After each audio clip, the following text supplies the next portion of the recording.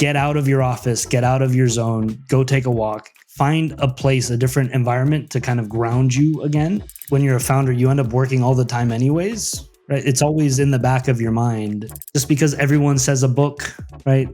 I'm going to do the opposite and say not books. This is if you were right at the beginning of your career, you have no bags, no investment, no reputation, no black book. What would be the 5 things you advise yourself to start doing, bring with you to your startup desert island? So this is not a physical desert island. This is feeling like you're on a desert island. A mental desert island. Yeah. Mental desert island. Oh, what I would do to have that desert island these days sometimes. So I obviously prepared this question, right? Starting from zero. And what I realized it's not so much about things, but about what those things represent for me, right? So every time I change houses, every time I move, every office I move into, the first thing that I need in some way, shape, or form is a whiteboard. Like, I think better on my feet. I like to draw things out visually. I learn visually much quicker than audibly. And it's an incredible tool for collaboration, right? Communicating these ideas and then getting people to buy into it. And so whatever that collaboration tool is for you, or that ideation tool is for you, some version of that. But for me, just give me a whiteboard. Like, I have completely destroyed walls of mirrors in hotel rooms and stuff just with, whiteboard, because I needed it at that moment. So whiteboard, number 1. Number 2, a bar or a restaurant or a cafe or a terrace or something, right? Again, get out of your office, get out of your zone, go take a walk, find a place, a different environment to kind of ground you again and help you get that perspective. We've said this a few times today about how important it is to get perspective. And I mean, for me personally, it's a good meal, it's a good drink, it's a good glass of wine, right? It's a good conversation, and context setting, and being able to get out and still be kind of on point, still be thinking about what you're supposed to from a business perspective, but doing it from something that feels more casual. You need both. Community on a desert island might be a little bit tough, but some way to communicate with the people that you're trying to solve for, right? Yep. Sometimes this could be super, super niche. But again, maybe this is just me, but my instinct is regularly to isolate myself. And that's the worst way to do things. And so forcing yourself to identify with a larger group of people to understand what your collective problems are, and then figuring out how you can improve that, right? You shouldn't just be doing a solution for the sake of a solution. You should be trying to improve something for your community in general.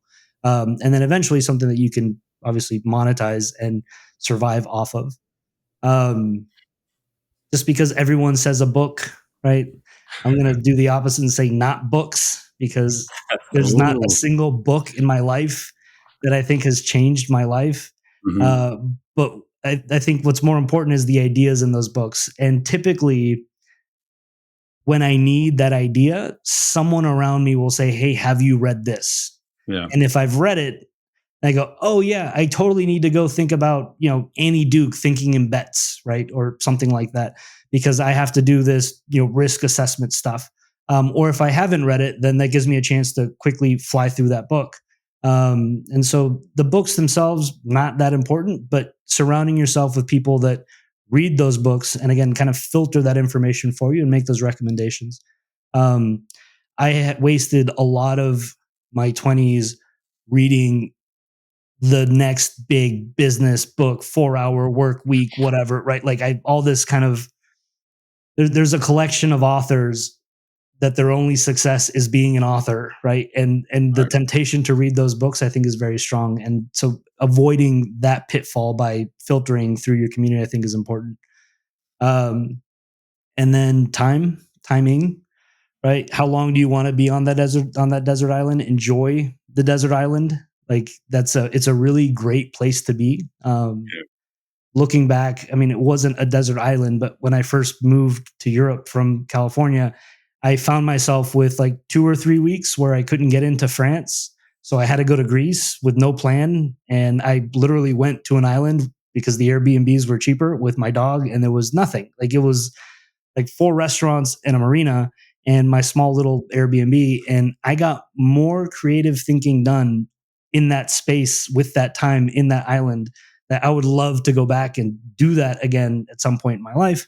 Obviously not anytime soon, but like, I think time is also super, super important. Just being cognizant of how special it is that you are on this startup desert island and you have this opportunity to really kind of manifest an idea, and then what drives that idea, right?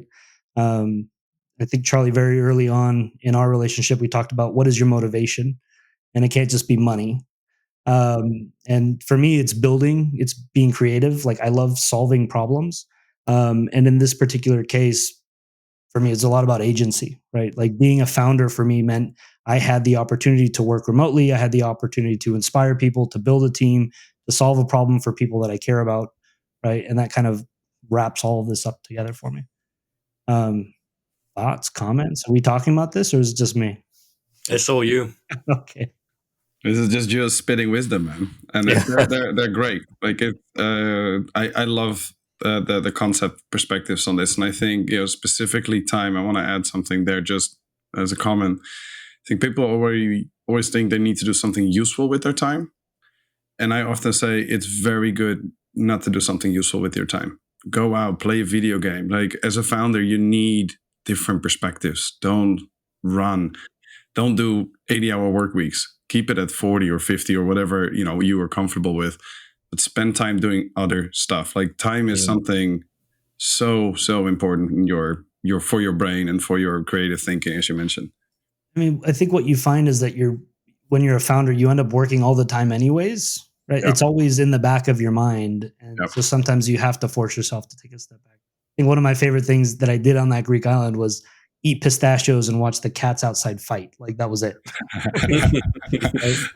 That's super useful, because it allows your brain to do something different than sit in front of a screen and think about the problem. You'll think about the problem, but not that consciously.